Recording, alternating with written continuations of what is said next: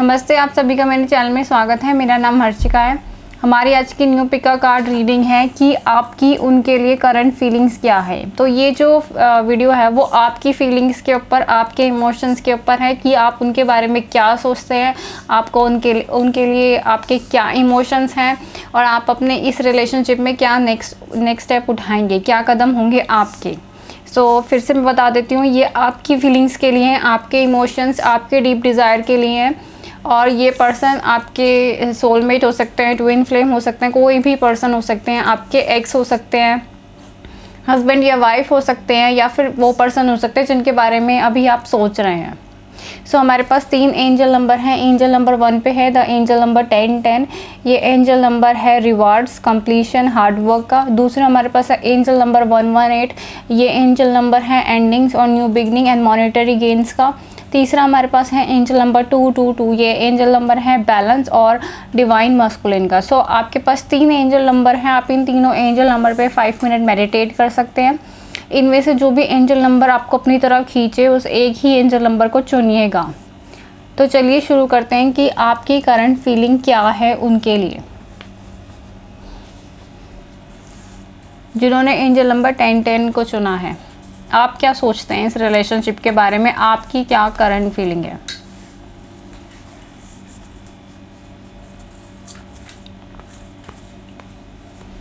आपकी current feeling ये है, रिलीजिंग योर एक्स।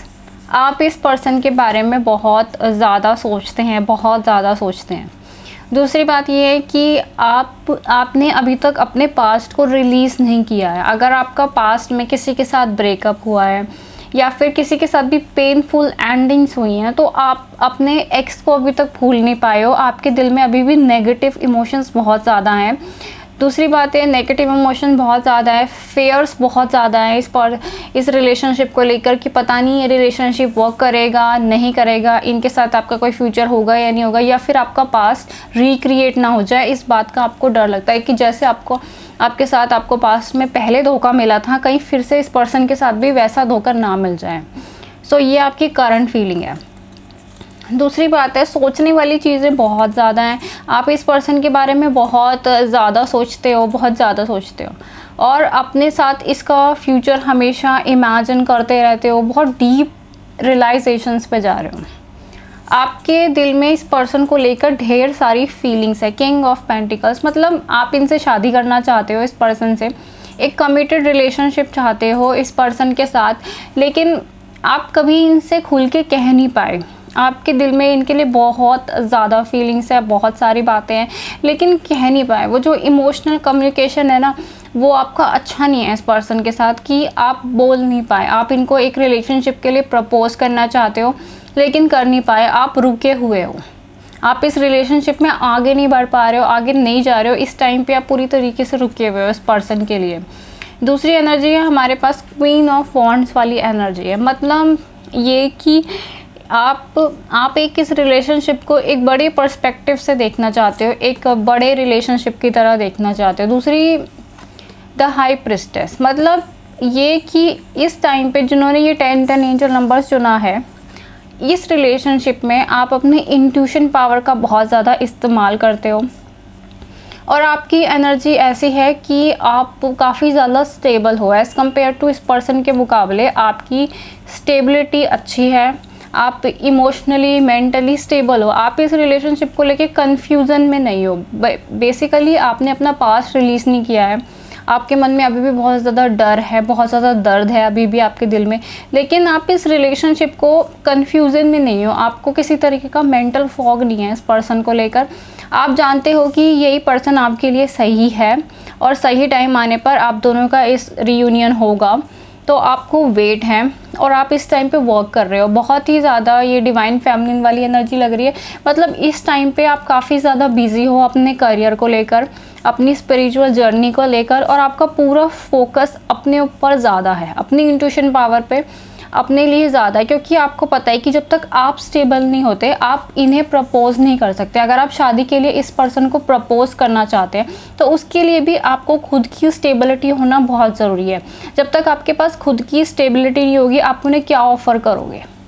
सो जब आप इमोशनली, मेंटली, फाइनेंशियली स्टेबल होगे, जब आपकी अच्छी जॉब होगी, आपका बिजनेस होगा, तभी आप इस पर्सन को ऑफ़र कर सकते, क्योंकि ऑफ़र देने के लिए भी कुछ होना चाहिए। सो इस टाइम पे मुझे ऐसा लग रहा है कि आप में से बहुत से लोग अपने ऊपर वर्क करने में बिजी हैं। आप पूरा फोकस अपने ऊपर लगा रहे हैं और अपने आप को ज़्यादा से ज़्यादा स्टेबल करने की कोशिश कर रहे हैं। The dreams and the creation, मतलब आप सपने बहुत ज़्यादा देखते हैं। इस पर्सन के साथ आपका फ्यूचर कैसा हो, आपकी सक्सेस कैसी हो, आप बहुत ज़्यादा सपने देखते हैं। और इस सपने को क्रिएट करने के लिए, सर्च करने के लिए आप बहुत ज़्यादा हार्ड वर्क भी करते हैं। ऐसा नहीं है कि आप सिर्फ डे ड्रीमिंग कर रहे हैं, लेकिन इन सपनों को सर्च करने के लिए आप बहुत ज़्यादा हार्ड वर्क करते हैं। दूसरा कार्ड है द मास्कुलिन 15। तो मुझे ऐसा लगता है कि कहीं ना कहीं आपने इस रिलेशनशिप में अपनी सेल्फ रिस्पेक्ट को गंवाया है। बहुत बार ऐसा हुआ है कि आपको अंदर से एक एहसास हुआ है, कॉन्शियसनेस हुई है कि आप बहुत ज़्यादा दे रहे हैं इस पर्सन को, बहुत ज़्यादा गिविंग हो रही है, और जितना आपने इस रिलेशनशिप में गिविंग किया है ना, उतना आपको रिसीव नहीं हुआ। मतलब इस पर्सन के लिए आपने बहुत ज़्यादा किया है। सो अगर ऐसा है कि आप किसी को मैसेज पे मैसेज कर रहे हैं या कॉल पे कॉल कर रहे हैं, वो आपको उतनी अटेंशन नहीं दे रहा, अगर वो आपके मैसेज, आपने 5-6 मैसेज करे, उसमें से सिर्फ एक रिप्लाई आता है ओके का या हम का, तो एक तरीके से आपको खुद को रियलाइज़ होता है कि आप अपनी सेल्फ रिस्पेक्ट को सेक्रीफाइस कर रहे हैं। क्योंकि ये आपकी सेल्फ रिस्पेक्ट है कि अगर सामने वाला आपको टाइम प्रायोरिटी नहीं दे रहा है, लेकिन आप ही उसके लिए सो मच एफर्ट्स कर रहे हो, तो कहीं ना कहीं आप अपने सेल्फ रिस्पेक्ट को वो कर रहे हो, गिरा रहे हो।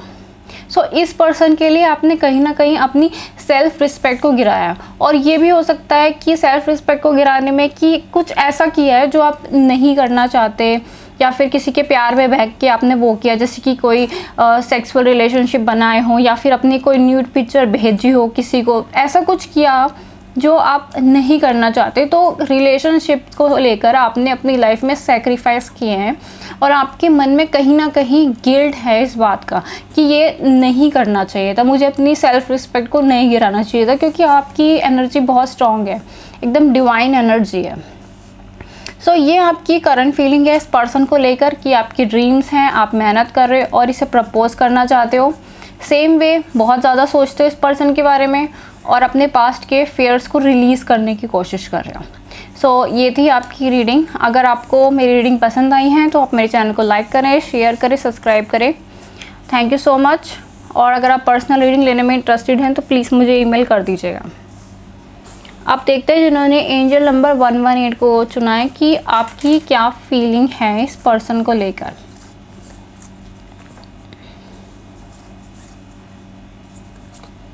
The waiting, the divine timing card, मतलब द फर्स्ट कार्ड ये बताता है कि आप इस रिलेशनशिप में बहुत ज़्यादा पेशेंस रहे हो, आपने किसी भी चीज़ का रश नहीं किया है इस रिलेशनशिप में। इस पर्सन को लेकर आपने काफ़ी ज़्यादा वेट करा है, इस पर्सन का बहुत ही पीसफुली वेट किया है। मे बी आप ऑलरेडी इस पर्सन के लिए 2 साल से वेट कर रहे हो, महीनों से, 6 महीनों से, 4 महीनों से वेट कर रहे हो। तो आप इस रिलेशनशिप को लेकर बहुत ज़्यादा पीसफुल रहे हैं, बहुत ही ज़्यादा बैलेंस, बहुत ही ज़्यादा वेट किया आपने इस पर्सन को लेकर।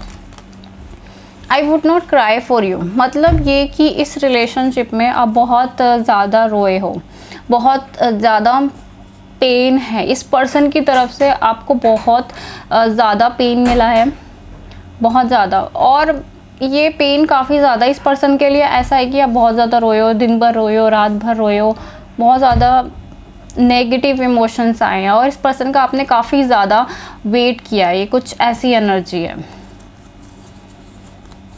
दूसरी बात है द मोमेंटम कार्ड आया है, मतलब कि इस टाइम पे इस रिलेशनशिप में एक मूवमेंट आएगी।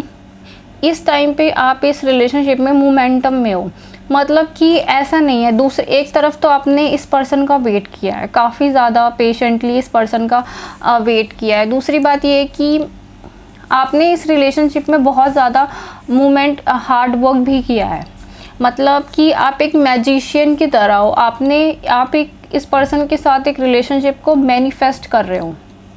ऐसा नहीं है कि आप बस बैठ के वेट करे जा रहे हो, नहीं, आपने बहुत ज़्यादा एफर्ट्स करे हैं, आपने स्पिरिचुअल वर्क किया होगा, अपने से बहुत ज़्यादा ऐसे लोग हैं जिन्होंने बहुत ज़्यादा मेडिटेशन करी है, बहुत ज़्यादा फाइनेंशियल वर्क किया है, स्टेबिलिटी की तरफ आप गए हो, तो इस पर्सन के लिए आपने बहुत ज़्यादा वेट भी किया है और बहुत ज़्यादा काम भी किया है। और दूसरी तरफ आप इस रिलेशनशिप में बहुत ज़्यादा हर्ट भी हुए हो।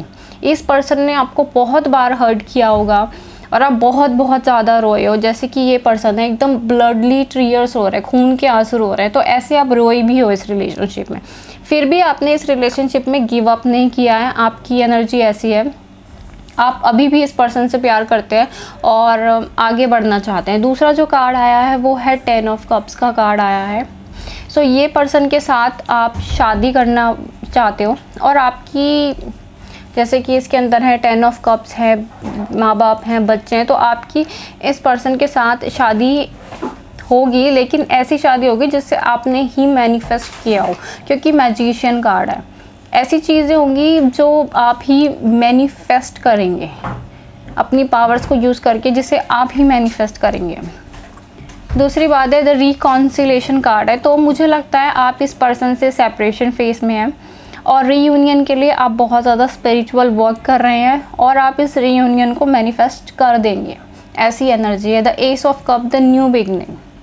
सो इस रिलेशनशिप में आपकी उनके लिए करंट फीलिंग यही है कि आप उनसे बहुत ज़्यादा प्यार करते हो और बहुत ही स्ट्रॉन्ग हो, साथ में बहुत ज़्यादा पेशेंट हो और एक मैजिशियन की तरह हो। आप उनके साथ ये रीयूनियन, रिकॉन्सिलेशन मैनिफेस्ट कर रहे हैं या कर चुके हैं या करने वाले हैं, तो ये बहुत जल्दी फिज़िकल 3D प्लेन में मैनिफेस्ट हो जाएगा। आप दोनों की शादी होगी और एक न्यू बिगनिंग होगी। सो ये थी आपकी रीडिंग जिन्होंने एंजल नंबर 118 को चुना है। अगर आपको मेरी रीडिंग पसंद आई है तो आप मेरे चैनल को लाइक करें, शेयर करें, सब्सक्राइब करें और प्राइवेट रीडिंग के लिए मुझे ईमेल कर दीजिएगा। Thank you so much. अब देखते हैं जिन्होंने एंजल नंबर 222 को चुना है कि आपकी करंट फीलिंग क्या है इस पर्सन के लिए। पहला जो कार्ड आया वो है एडिक्शन कार्ड आया, एडिक्शन और कोडिपेंडेंसी का कार्ड आया। मतलब कि आप इस पर्सन से काफ़ी ज़्यादा अनहेल्दी अटैचमेंट है इस पर्सन को लेकर आपके लिए। आप में से बहुत से लोग एक अनकंडीशनल लव वाली फ्रीक्वेंसी में नहीं आते हैं इस पर्सन के साथ। आपको इस पर्सन से बहुत ज़्यादा अटैचमेंट है और एडिक्शन इशू है। मतलब आप कंटिन्यूसली ऑब्सेसिवली इस पर्सन के बारे में सोचते रहते हैं और सोचते रहते हैं। दूसरी बात ये है कि बहुत ही ज़्यादा नीडी हैं आप इस रिलेशनशिप के लिए, इस पर्सन के लिए बहुत ज़्यादा नीडी है। या फिर आपको ऐसा लगता है कि आपकी अगर इनके साथ शादी नहीं हुई तो आपका बहुत बड़ा लॉस हो जाएगा, या फिर आपको लगता है कि अगर आपकी शादी नहीं हुई तो आप पूरी तरीके से अकेले रह जाओगे। तो बहुत ज़्यादा नीडीनेस है, एक अनकंडीशनल लव नहीं है आपको इस पर्सन के साथ, एक नीडीनेस है रिलेशनशिप के लिए। आप बहुत ज़्यादा डे ड्रीमिंग करते हो, दिन भर सपने देखते रहना, फैंटेसीज करते रहना, लेकिन एक नीडीनेस होना, बहुत ही ज़्यादा ऐसे इमोशंस हैं जो आपके कंट्रोल से बाहर हैं। एक तरीके का एडिक्शन वाला पैटर्न है, बहुत ही अनहेल्दी पैटर्न में हो आप इस टाइम पे। अगर आप एडिक्शन को जानना चाहते हैं तो आप मेरी वीडियो देख सकते हैं एडिक्शन मैट्रिक्स वाली, जिसका लिंक मैंने नीचे दे रखा है, प्लीज़ उसे देख लीजिएगा। दूसरा जो कार्ड है हमारे पास डेविल कार्ड आया है, तो ये कार्ड भी यही बताता है कि बहुत ही ज़्यादा नेगेटिव एनर्जी है आप ही की तरफ से। एक डेविल है, इस डेविल कार्ड में रिवर्स स्टार वाला सिंबल होता है हमेशा। रिवर्स स्टार का मतलब होता है एंटी यूनियन सिंबल, और इसके अंदर दो एनर्जी स्प्लिटेड है, मस्कुलिन और फेमिनिन एनर्जी स्प्लिटेड है। सो ये कार्ड इसमें बताता है कि आपकी एनर्जी स्प्लिटेड है, आपके माइंड के अंदर यूनियन नहीं है, आप खुद बैलेंस में नहीं हो इस रिलेशनशिप को लेकर, आप पूरी तरह अनबैलेंस हो। एक एडिक्शन, कोडिपेंडेंसी और एक नार्सिसिस्टिक पैटर्न की तरफ आप खुद ही जा रहे हो इस टाइम पे। और तीसरा हमारे पास कार्ड आया है द जनरेशन कार्ड्स। सो एक तरीके से इन सब चीज़ों का कारण आपकी फैमिली से लिंक हो सकता है कि आपको फैमिली इश्यूज बहुत ज़्यादा रहे हैं, आपको अपने कभी पेरेंट्स की तरफ से इतना प्यार नहीं मिला, आपका इनर चाइल्ड बहुत ज़्यादा वुंडेड है, आपने अपनी लाइफ में खुद बहुत ज़्यादा दर्द बर्दाश्त किया है, बचपन से ही काफ़ी ज़्यादा ट्रॉमेटिक इवेंट्स आपने आपने अपनी लाइफ में झेले हैं, और आपके डीएनए में भी काफ़ी ज़्यादा ट्रांसजनरेशन ट्रॉमास और कर्सेस चल रहे हैं। सो आपको अपने अंदर के जो एंसेस्टर हीलिंग करनी पड़ेगी, अपने डीएनए को हील करना पड़ेगा। अगर आप इसके बारे में जानना चाहते हैं तो इसका लिंक भी मैंने दे रखा है नीचे, डीएनए एंड ट्रांसजनरेशन ट्रॉमास, तो आप उसे देख सकते हैं। क्योंकि इस वीडियो में पूरा एक्सप्लेन करना मुश्किल है, तो आपको अपने डीएनए को हील करना पड़ेगा, एंसेस्टर हीलिंग करनी पड़ेगी। और ये जो नेगेटिव एनर्जी है, बहुत ज़्यादा हैवी नेगेटिव एनर्जी है, इन जिन्होंने भी ये पाइल चूज़ किया है, बहुत ज़्यादा इस नेगेटिव एनर्जी को रिलीज़ करना पड़ेगा, जो आपके लिए बहुत ज़्यादा है। बहुत ही अनहेल्दी अटैचमेंट है आपकी इस पर्सन के साथ, कोडिपेंडेंसी है, एडिक्शन इशू है। इस वजह से इस पर्सन के साथ आप करंटली सेपरेशन फेस में हैं। ये पर्सन आपके सोलमेट हो सकते हैं, लेकिन जब तक आपके अंदर रीयूनियन नहीं होगा, बाहर कभी भी मैनिफेस्ट नहीं कर पाएगा। अपने अंदर जाइए और अपने अंदर के कॉजेज़ को जानिए। दूसरा जो कार्ड है द हर्मिट कार्ड है, मतलब कि आपको बहुत ज़्यादा मेडिटेशन करने की ज़रूरत है, बहुत ज़्यादा साधना करने की ज़रूरत है, तभी आप इन सब चीज़ों से निकल पाएंगे।